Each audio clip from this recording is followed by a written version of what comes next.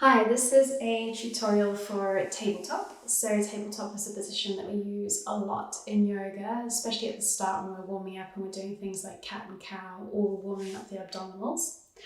However, like all postures in yoga, you can put too much pressure in the wrong places or not be aware of your joints, and that can lead, in the long term, can lead to injuries or just niggles on a daily basis, especially in the wrists, because we have quite fragile wrists. They're quite small, especially women. They're all little and dainty. So we're just going to make sure that we're doing it right.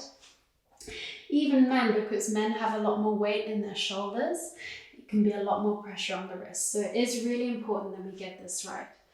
So coming into tabletop, the general rule is that you have your hands underneath your shoulders and your knees underneath your hips. So you don't want your hips to be forward and you don't want your hips to be behind your knees. So a nice thing to do is to use a mirror. You can just double check, or you can look behind you and just check, yeah, they look about right.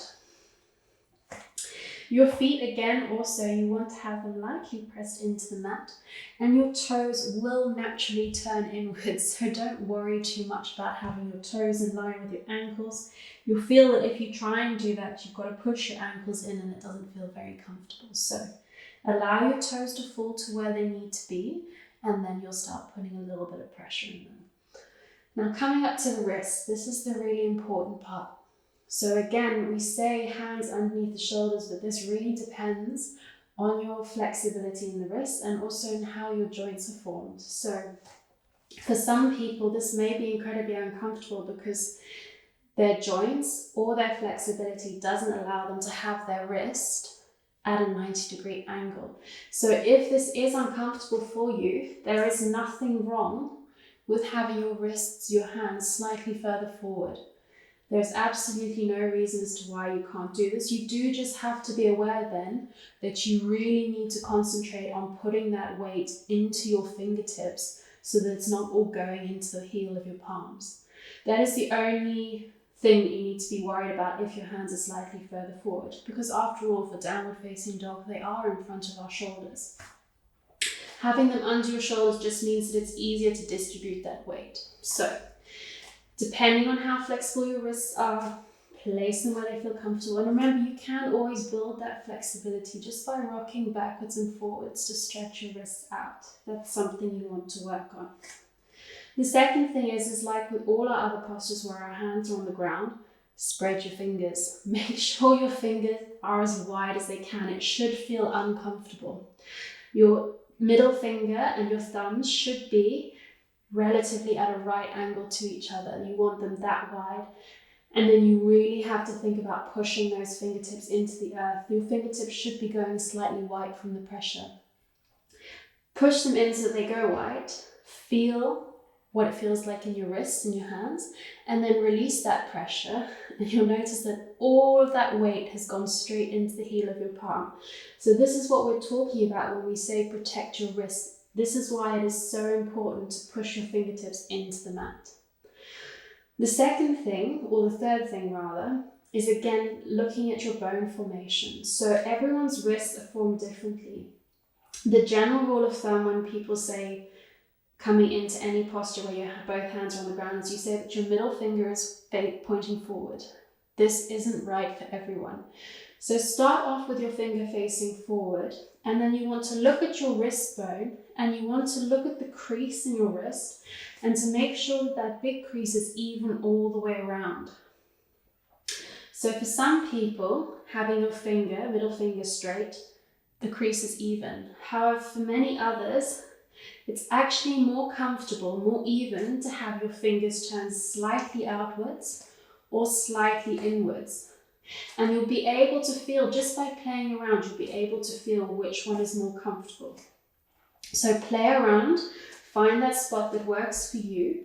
My fingers are better turned slightly outwards, although I have learned to do it with them coming facing forward. So it really depends on you. Some days it's different, some days it's the same, but just make sure that your wrists are comfortable, that crease is even, and you've got that weight in your fingertips.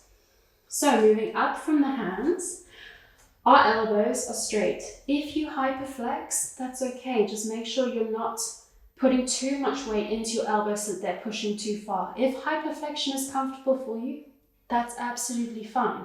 You don't have to do it with your elbows bent all the time, because that's going to be really intense on your shoulders and your biceps. But if you are hyperflexing, you just need to be more aware that you're more prone to injuries in your joints. So do what's right, do what's comfortable, just always be aware of your body. Then coming up into the shoulders, our shoulders are pulling slightly back, so our shoulder blades are moving down our spine. So we're not having them up by our ears. Chest is nice and open, which leaves our neck space so that our neck is nice and long, and our neck is neutral. So we're not looking up, crunching the back of our neck. We're not hanging down, stretching it out. It's neutral. Generally, you can look either between your hands or slightly between your hands and the top of your mat.